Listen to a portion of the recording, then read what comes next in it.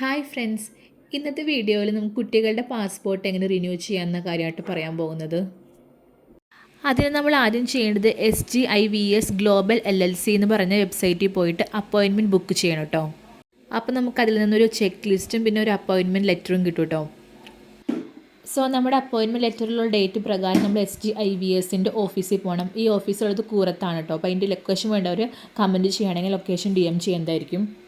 അപ്പോൾ ഈ ചെക്ക് ലിസ്റ്റിലുള്ള ഡോക്യുമെൻറ്റ്സ് കൊണ്ടുപോകണം. ആ ഡോക്യുമെൻറ്റ്സിലെല്ലാം 2 പാരൻസും സൈൻ ചെയ്തിട്ടുണ്ടാവണം കേട്ടോ.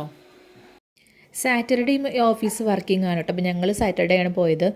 അപ്പോൾ അപ്പോയിൻമെൻറ്റ് ലെറ്ററിൽ ഡേറ്റും ടൈം ഉണ്ടെങ്കിൽ അവർ ടൈം നോക്കുന്നില്ല, ആ കറക്റ്റ് ഡേറ്റിലാണ് നമ്മൾ വന്നിരിക്കുന്നത് മാത്രമാണ് നോക്കുന്നത് കേട്ടോ. ഓഫീസിലെ പ്രൊസീജിയർ എല്ലാം കഴിഞ്ഞ് നമ്മൾ ചെയ്യേണ്ട പേയ്മെൻറ്റ് എന്ന് പറയുന്നത് 26.6 റിയാലാണ് കേട്ടോ. അപ്പോൾ 3 വീക്സിനുള്ള നമുക്ക് ഇമെയിലോ മെസ്സേജ് വരും. നമ്മുടെ പാസ്പോർട്ട് റെഡി ആയി കഴിഞ്ഞാൽ നമുക്ക് എംബസി പോയി കളക്ട് ചെയ്യാം. അതുമല്ലെങ്കിൽ കൊറിയർ സർവീസ് ഉണ്ട്, പക്ഷേ അത് ഡിലേ ഉള്ളത് കാരണം കൊണ്ട് നമ്മൾ എംബസി പോയിട്ട് കളക്ട് ചെയ്യുന്നതായിരിക്കും നല്ലത് കേട്ടോ.